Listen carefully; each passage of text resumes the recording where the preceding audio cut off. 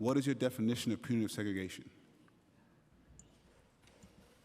It's restrictive housing.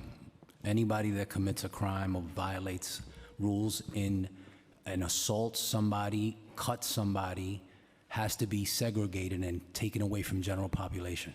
Okay, it's important because I think there is agreement, and you can tell me, do you believe that we should be locking people up 20, 23, 24 hours a day for long-term periods? We're not doing that in Rikers. Okay. We're not doing that. Then there's agreement that that's what we should not be doing. There's also agreement that we do have to find a way to separate people. So I just want to be clear on what it is that we are actually disagreeing about, because the terms are being thrown out, whether you call it punitive seg, whether restrictive seg, whatever it is. There's agreement that we should not be locking people up 23, 24 hours a day on a regular basis. And there's also an agreement that we have to separate people to keep folks safe.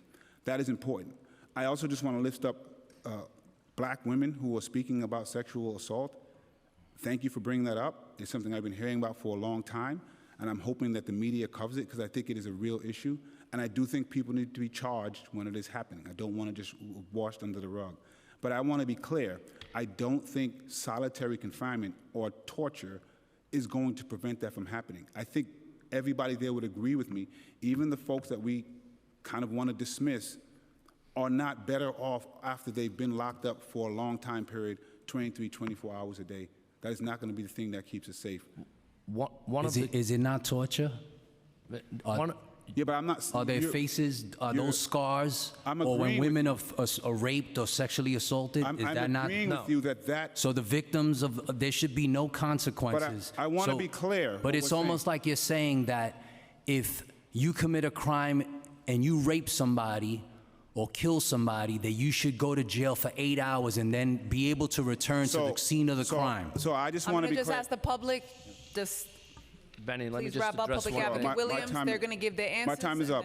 I just want to Just- say, I want to be 100% clear, because I've repeated it. That is unacceptable. That cannot be happening. That has to have accountability and consequences. In the bill. None of those things can be solitary confinement. So we there talk can be and must be separation, and I believe some of that separation has to occur. But I believe that immediately. you are trying to make the public depict solitary confinement, that we're putting people in holes and we're throwing down a bucket of water and tossing bread. That's not what's happening. It's the same all. cell. Not at all. That's not what we're doing. I know my time is up. So let me just This get is to not the short, like, this is not the movies. I never said it was. And Yeah, I've you've never been said to that publicly. Rikers. You toured and I you toured with saw you. an inmate, a shank fall out of an inmate's pocket. Absolutely. Right when you were touring with me. That's correct. That's okay?